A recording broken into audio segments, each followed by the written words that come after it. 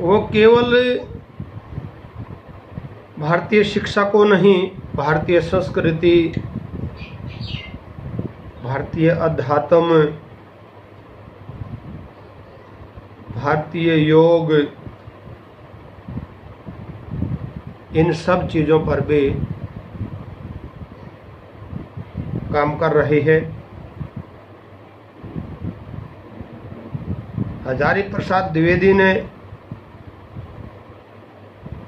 विश्व भारती और अभिनव भारती ग्रंथों का संपादन भी किया।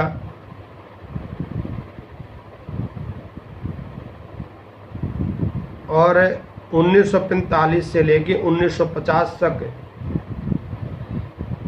हिंदी भवन विश्व भारती के संचालक भी रहे। और 1950 में फिर काशी विश्वविद्यालय हिंदी विभाग में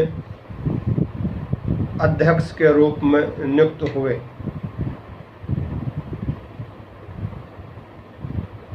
और 1960 तक उन्होंने काशी विश्वविद्यालय में ही कार्य किया। फिर पंजाब विश्वविद्यालय चंडीगढ़ में, और वहीं से वो सेवानिवृत्त हुए। तदुपरांत वो काशी में और काशी से जुड़े रहे। अनेक विश्वविद्यालयों में काम करने का अवसर उन्होंने मिला है और काम भी किया है। और लखनऊ विश्वविद्यालय से उसके बाद उन्होंने डिलीट किया। पद्म भूषण से सम्मानित हुए और 1973 में केंद्रीय साहित्य अकादमी द्वारा भी उनको पुरस्कृत किया गया।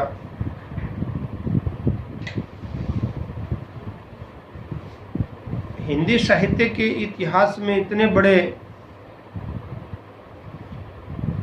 मानवतावाद के प्रहरी, राष्ट्रीय भावना के प्रहरी,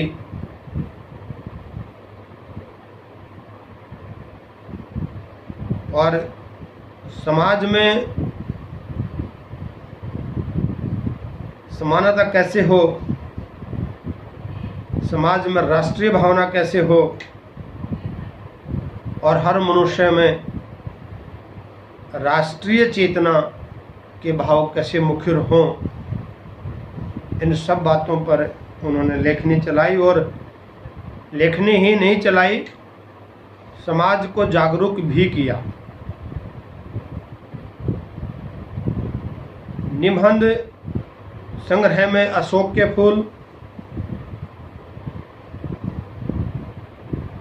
कल्पलता, आलोक पर्व, आलोचना के में साहित्य, सुर साहित्य, कबीर, हिंदी साहित्य की भूमिका, कालिदास की लालित्य योजना, नाथ संप्रदाय, और उपन्यास में बाण भट्ट की आत्मकथा, चारुचंद्र लेख, नरवा,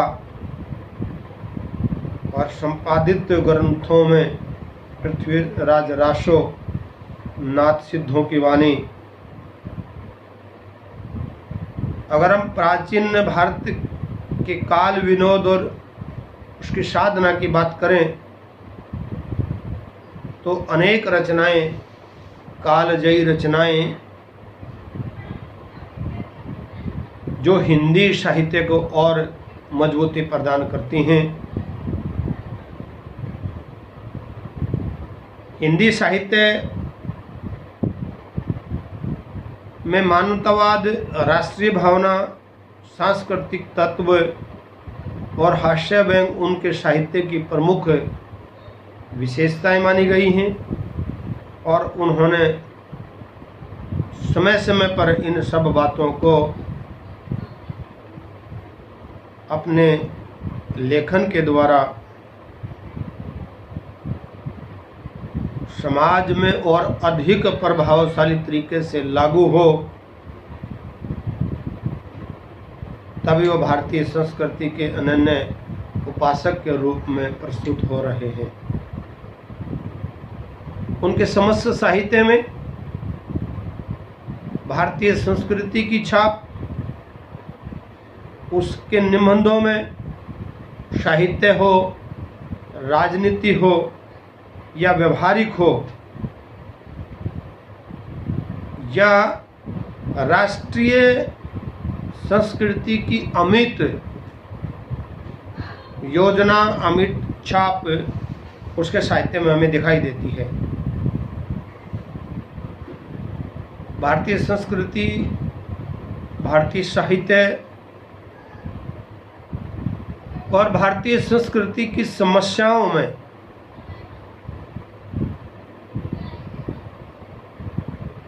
चाहे उसमें उन्होंने उपन्यास की बात करी हो, चाहे आत्मकथा की बात करी हो, चाहे बाणभट्ट की आत्मकथा हो, उपन्यास में द्विवेदी जी हर्षकालीन संस्कृति को साकार करने का काम भी किया है। वो कहते हैं कि वसुधैव कुटुंबकम। हजारी प्रसाद द्विवेदी का अभिप्राय यही है कि पूरा विश्व एक कुटुंब है, और ये हिंदी साहित्य में आपको बार बार दिखाई देता है। और क्यों हिंदी साहित्य के विद्वान विश्व वसुधैव कुटुंबकम की बात करते हैं, जबकि हर देश का साहित्य, हर देश की संस्कृति इस बात पर भी निर्भर करती है कि हम मनुष्य के प्रति कितने सजग हैं, हम मानवतावाद के कितने प्रहरी हैं।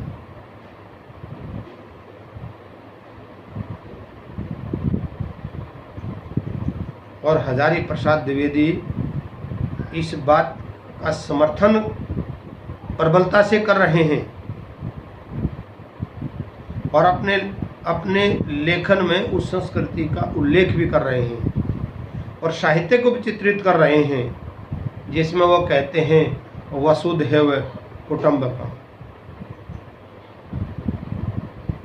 ऐसा नहीं है कि हमने प्राचीन पहलुओं को छोड़ दिया हो। ये हजारी प्रसाद द्विवेदी लिखते हैं कि मैंने अपने साहित्य में प्राचीन और नवीनतम का संगम बना के रखा है, उन दोनों का समन्वय बना के रखा है। ऐसा नहीं है कि नवीन साहित्य का सृजन हो रहा हो और प्राचीन साहित्य को हम लुप्त कर दें। प्राचीन साहित्य ही हमारे नवीनतम साहित्य का आधार है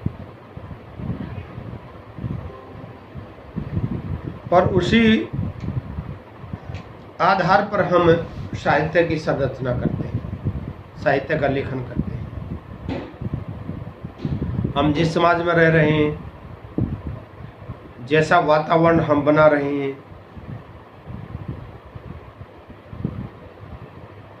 और जिस संस्कृति में हम पले बड़े हुए हैं,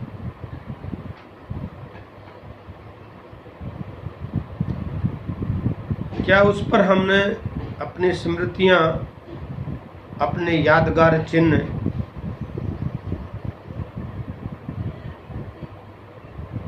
और इस भौतिकवादी युग में क्या हम अपनी संस्कृति को छोड़ सकते हैं? क्या हम अपने आचार व्यवहार को छोड़ सकते हैं? नहीं। और साहित्य कभी भी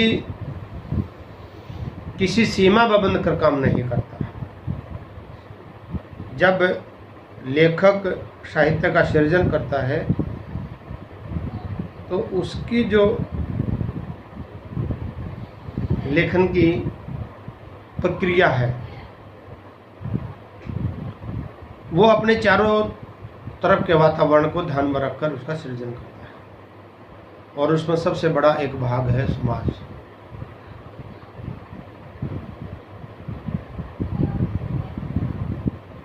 हमारी संस्कृति, जिसमें मानवतावादी दृष्टिकोण होना चाहिए, और ज्यादातर लेखकों ने मानव को केंद्र बनाकर अपने साहित्य की रचना की है। चाहे उसमें समीक्षा की है, चाहे उसने निबंध लिखे हैं, चाहे उसमें कहानी लिखी गई है, चाहे उसमें उपन्यास लिखा गया है। और आजादी से पहले, स्वतंत्रता प्राप्ति से पहले और स्वतंत्रता प्राप्ति के बाद के साहित्य में मानवतावाद आपको दिखाई देगा। और जो अशोक के फूल निबंध हजारी प्रसाद द्विवेदी ने लिखा है, वो भी अधिकतर मानवतावादी दृष्टिकोण के भाव को उजागर कर रहा है। द्विवेदी जी का कथन है, मनुष्य ही बड़ी चीज है, भाषा उसी की सेवा के लिए।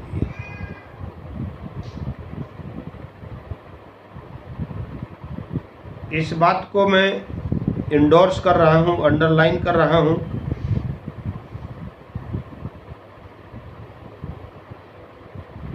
कि भाषा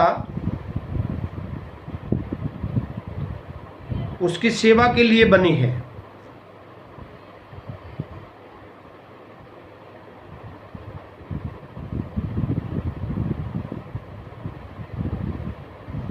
और हजारी प्रसाद द्विवेदी तो इस बात को मजबूती के साथ आप तक भेज रहे हैं,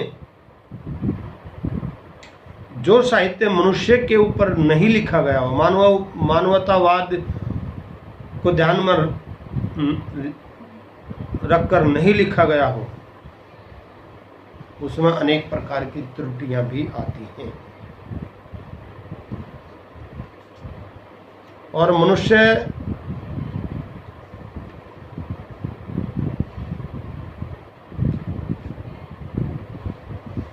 इस बात से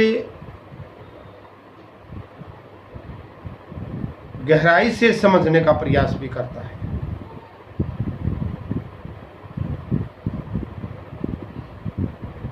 जो साहित्य मनुष्य को रोग, शोक, दरिद्र, अज्ञान, इन सब से बचाता हो, इन सब से बचाकर उसमें आत्मबल भरता हो, आत्मबल का संचार करता हो, फिर भला कैसे समझ सकते हैं कि साहित्य मनुष्य का प्रहरी नहीं। साहित्य मनुष्य के लिए, मानव के लिए नहीं बना।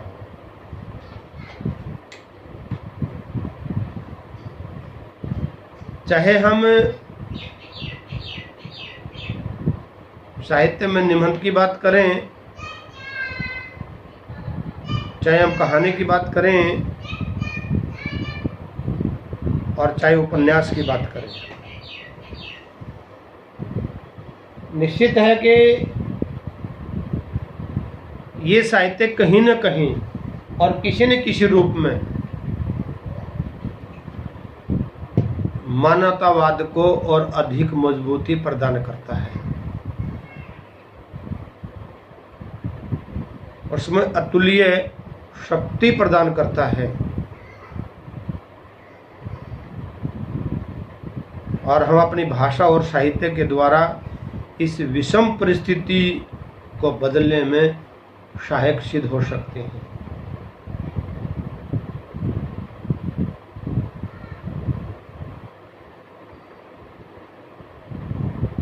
हमारे अंदर कैसे राष्ट्र भावना की भाव पैदा हों, मानवतावादी भावों पैदा हों,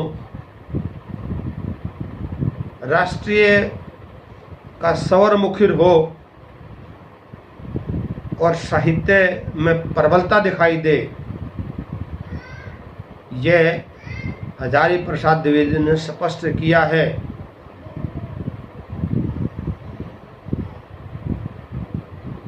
और व्यर्थ में हम भाषा के झगड़ों में पड़कर कहते हैं कि भाई जब हिंदी को राष्ट्रभाषा का दर्जा प्राप्त होना था, देश की मातृभाषा बननी थी, तो अनेक राज्यों के लोगों ने इस बात का समर्थन नहीं किया था।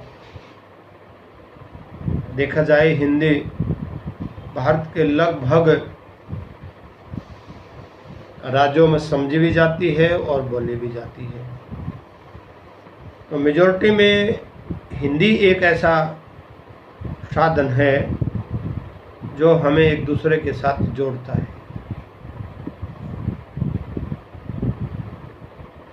और हमें हिंदी साहित्य के झगड़ों में नहीं पड़ना चाहिए। ये राष्ट्र की धरोहर है।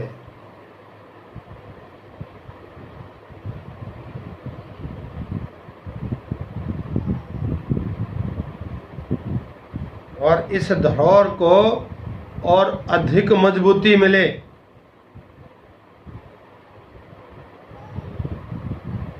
राष्ट्रवाद की भावनाएं और मुखर हों,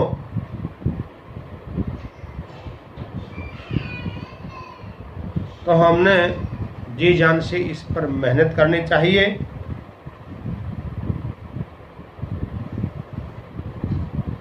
और राष्ट्रवाद के निर्माण में ये संकल्प भी लेना चाहिए कि हम साहित्य के प्रेरक हैं, साहित्य के प्रहरी हैं, और निश्चित रूप से हम उस साहित्य को और अधिक समृद्ध बनाएंगे और अधिक शक्तिशाली बनाएंगे। यही हमारा उद्देश्य होना चाहिए, यही हमारा ध्येय होना चाहिए, और यही राष्ट्रवाद की भावना है। और तभी हजारी प्रसाद द्विवेदी ने अपने साहित्य में वसुधैव कुटुंबकम की बात की है।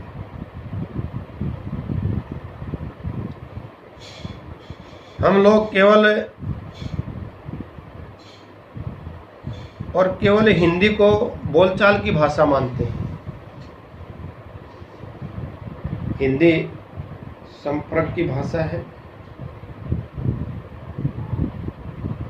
और हिंदी साहित्य में उन सब युग, चाहे वो रीतिकाल है, चाहे वो मध्यकाल है, चाहे आदिकाल है, उस समय की उन सब परिस्थितियों पर भी चर्चा की है। और वसुधैव कुटुंबकम एक ऐसा विषय है जो पूरे विश्व में इस बात का प्रचार कर रहा है कि भारत की भाषा जो हिंदी है वो वसुधैव कुटुंबकम की बात करती है। और विश्व की कोई भाषा ऐसी नहीं है जो वसुधैव कुटुंबकम की बात करती हो, राष्ट्रीय चेतना की बात करती हो, मानवतावाद की बात करती हो, और मनुष्य से मनुष्य जोड़ने की बात करती हो, जातिवाद पर प्रहार करती हो, अक्षेत्रवाद पर प्रहार करती हो, और धर्म को मजबूती से, कर्तव्य को मजबूती से रखने का पक्षधर भी होती है।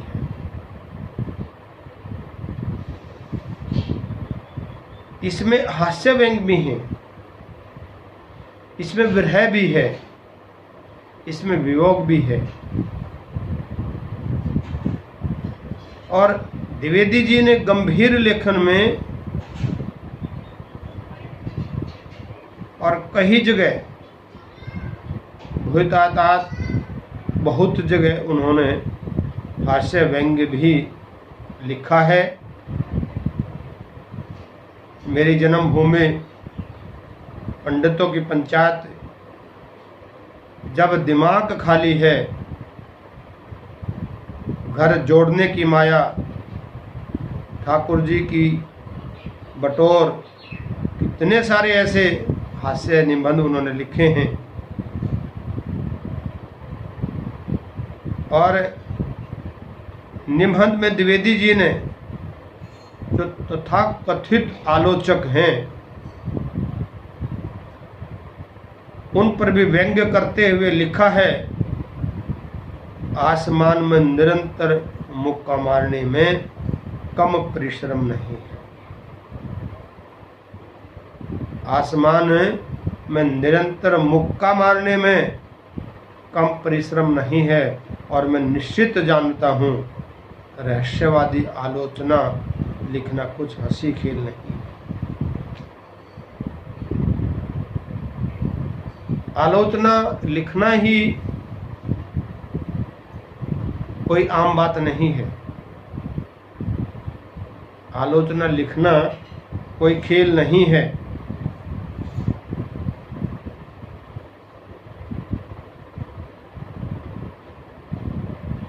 और पढ़ने वाले को अगर उस बात का एहसास ही न हो कि आलोचना क्या है,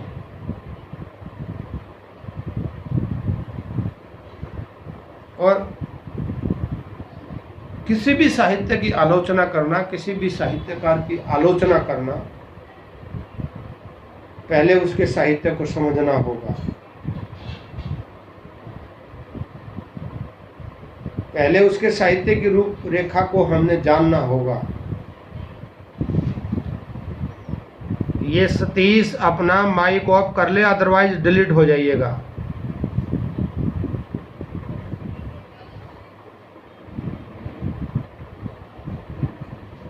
ये मैं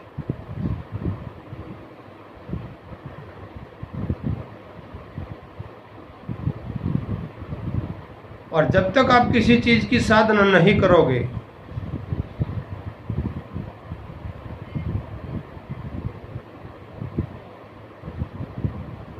किसी भी साहित्य का सृजन करना संभव नहीं।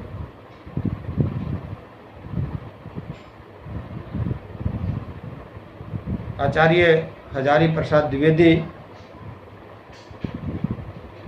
हिंदी में एक उच्च कोटि के साहित्यकार के रूप में जाना जाता है उनको। और रामचंद्र शुक्ल के बाद द्विवेदी जी का नाम सुनहरे अक्षरों में लिखा गया है। इनकी भाषा में सहजता है, इनकी भाषा में सरलता है, और इन्होंने अपने साहित्य में, इन्होंने अपने लेखन कार्य में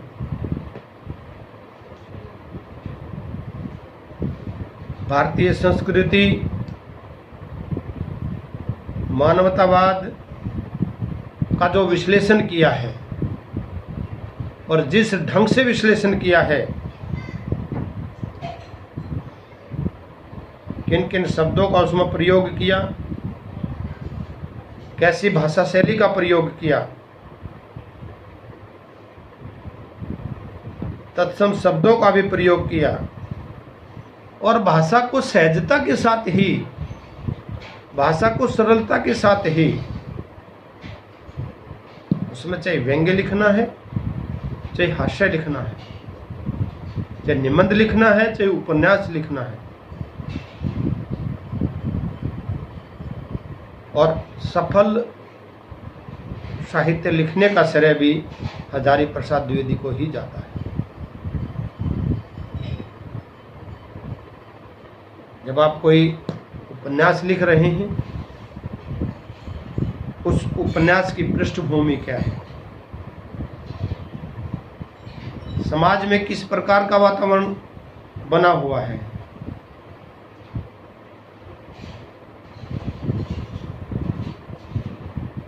लोगों की सोच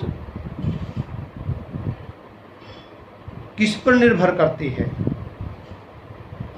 क्या समाज में आज भी जाति प्रथा है? क्या समाज में आर्थिक, राजनीतिक और सामाजिक दृष्टि से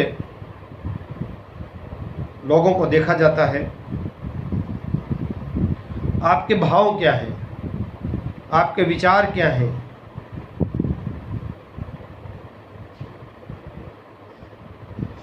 क्या आप सैद्धांतिक ढंग से, सैद्धांतिक विचारों से अपने आप को किस रूप में खड़ा पाते हैं? ये हजारी प्रसाद द्विवेदी ने शीर्ष के फूल निबंध में बताया है। और लेखक ने पाठक से बातचीत प्रारंभ करते हुए शीर्ष के विभिन्न तथ्य देते हुए अलग अलग लोगों की बातें, अलग अलग कवियों और भारतीय संस्कृति के विभिन्न बातों पर इस बात को आगे बढ़ा रहे हैं कि आवश्यक और अनावश्यक में अंतर क्या है। क्या मनुष्य के हृदय में कोई परोपकार की भावना है?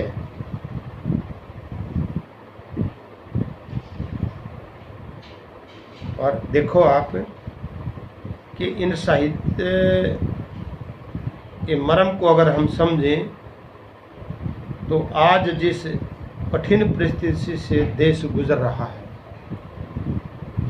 कठिन समय से देश गुजर रहा है, तो आज मनुष्य के अंदर मानवतावाद जीवित हो गई है।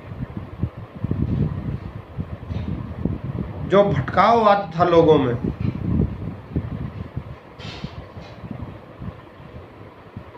वो आज एकता के सूत्र में दिखाई दे रहे हैं। एक दूसरे की भावनाओं की कदर कर रहे हैं। मनुष्य मनुष्य को जल्दी स्वस्थ हो ऐसी कामना कर रहे हैं।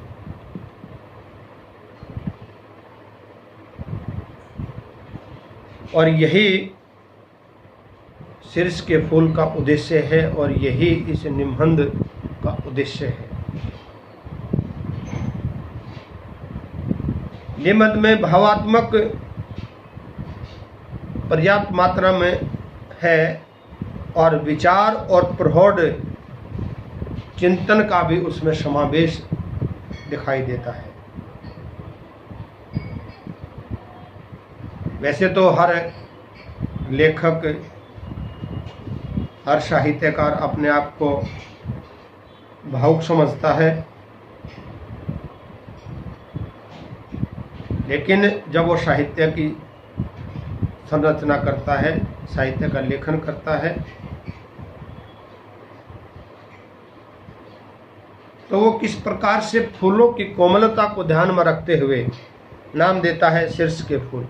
शीर्ष एक पेड़ है, उस पर जो फूल आते हैं वो उसके नाम से संबोधित कर रहा है, शीर्ष के फूल, क्योंकि वो कोमलता है शीर्ष के फूलों में। और अन्य फूलों में भी कितनी कोमलता है। फूलों में छल नहीं है, फूलों में कपट नहीं है, द्वेष नहीं है। उसके अगर भाव को देखें तो वो अपने चारों तरफ के वातावरण को सुगंधित ही बनाए रखता है।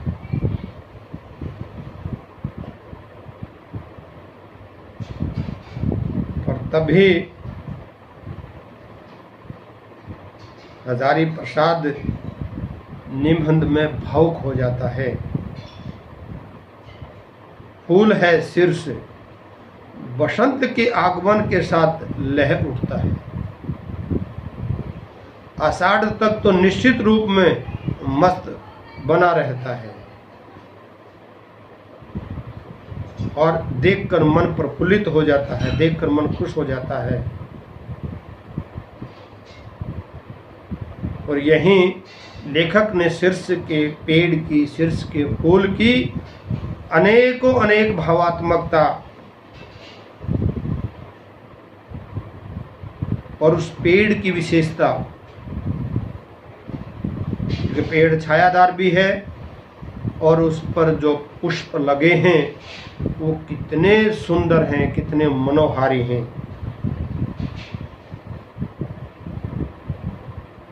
और जब वो नीचे पृथ्वी पे गिरते हैं तो समझो कि वृक्ष वाटिका की चारद्वारी के अंदर जो शीर्ष के फूल जमीन पर गिरे हैं, मानो एक कालीन सा बिछ गया हो, मानो वहां एक कोमलता का दृश्य दिखाई दिया हो।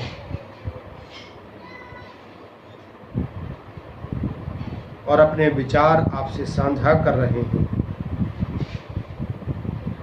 अगर उस पेड़ पर एक झूला भी डाल दिया जाए तो कोई हानि की बात नहीं है, क्योंकि वो भावात्मक दृष्टि से सोच रहे हैं, वो गंभीरता से सोच रहे हैं, वो गहनता से विचार कर रहे हैं। और इसका प्रचार करते हुए कालजयी अवभूत घोषित किया है।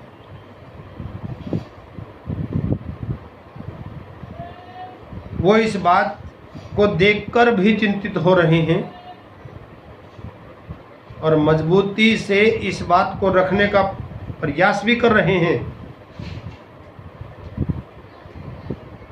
कि फूलों जैसी कोमलता, फूलों जैसा व्यवहार और फूलों जैसी सुगंध अगर मनुष्य में आ जाए तो मनुष्य अपने आसपास के वातावरण को और सुगंधित बना सकता है। फिर फूल जैसा मनुष्य क्यों नहीं बनता? फूलों जैसे गुण मनुष्य में क्यों नहीं आते? इन सब भावों को देख कर, समझ कर शीर्ष के फूल निबंध की रचना की। सोचो कि एक कवि की कल्पना, एक लेखक की कल्पना, एक साहित्यकार की कल्पना एक पेड़ और फूल के साथ जोड़कर मानवतावाद को एक दिशा देने का काम कर रहे हैं। एक पेड़ आपको दिशा दे रहा है, एक फूल आपको दिशा दे रहा है। आप सोचो कि कवि की कल्पना कितनी बड़ी हो सकती है। कहते हैं जहाँ पहुँचे ना रवि वहाँ पहुँचे कवि। कवि की कल्पना कहाँ तक पहुँच सकती है इसका अनुमान नहीं लगाया जा सकता। और मानवतावाद को एक शीर्ष के फूल में एक लेसन दे रहे हैं हजारी प्रसाद द्विवेदी कि मनुष्य को कैसा होना चाहिए, मनुष्य का व्यवहार कैसा होना चाहिए।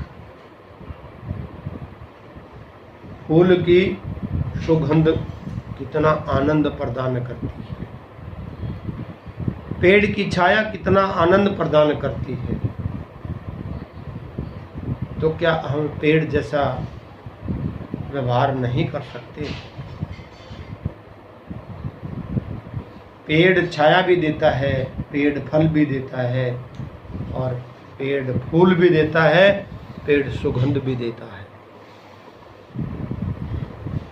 तो कहने का अभिप्राय लेखक का यही है कि अगर हम भारतीय संस्कृति की व्याख्या करें तो उसमें वसुधैव कुटुंबकम की बात आती है। अगर हम किसी पेड़ और फूल की व्याख्या करें तो वह मानवतावाद को एक संदेश दे रही होती है कि मनुष्य को अपने जीवन में ऐसा व्यवहार करना चाहिए ताकि दूसरों से उसके व्यवहार से कोई हानि ना हो। उस पुष्प की तरह सुगंधित दे, उस पुष्प की तरह मनुष्य को प्रफुल्लित कर दे, ऐसे भाव इसमें दिखाई दे रहे हैं, ऐसे भाव इसमें आ रहे हैं। और जो शीर्ष के फूल निबंध है, भाषा शुद्ध साहित्यिक है और तत्सम शब्दों का प्रयोग किया गया है। भाषा में कलिष्ठता नहीं है, मुश्किल शब्दों का प्रयोग नहीं है, और प्रयुक्त जो शब्द हुए हैं वो आम बोलचाल की भाषा में कहे गए।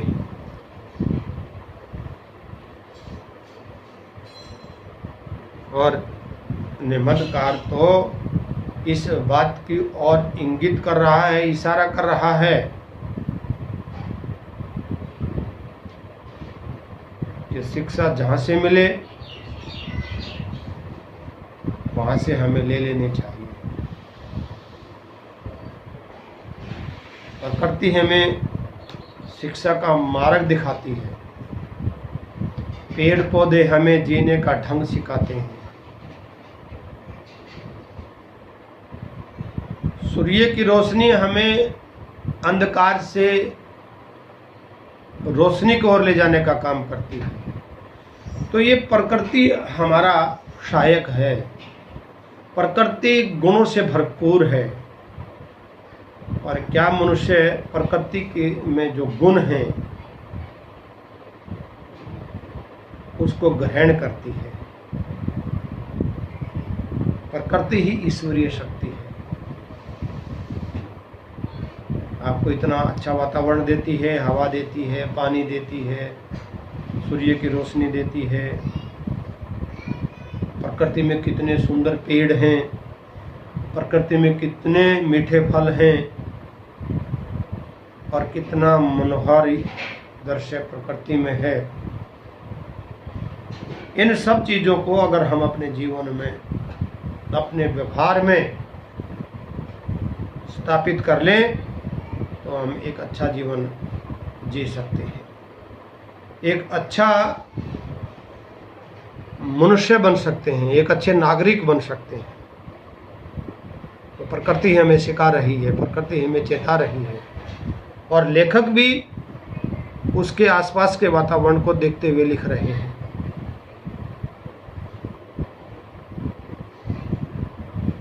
और मेरा मानना यही है कि प्रकृति से हमें सीख लेनी चाहिए, कवियों की भाषा हमें समझ आनी चाहिए, चाहे उसमें उपन्यास है, कहानी है, नाटक है, निबंध है, वो कुछ न कुछ हमें सिखाने का प्रयत्न और प्रयास भी कर रही है। तो इस ओर भी हमें गौर करना चाहिए, इस ओर भी हमने ध्यान देना चाहिए। और आज का विषय यहीं समाप्त होता है। जय हिंद।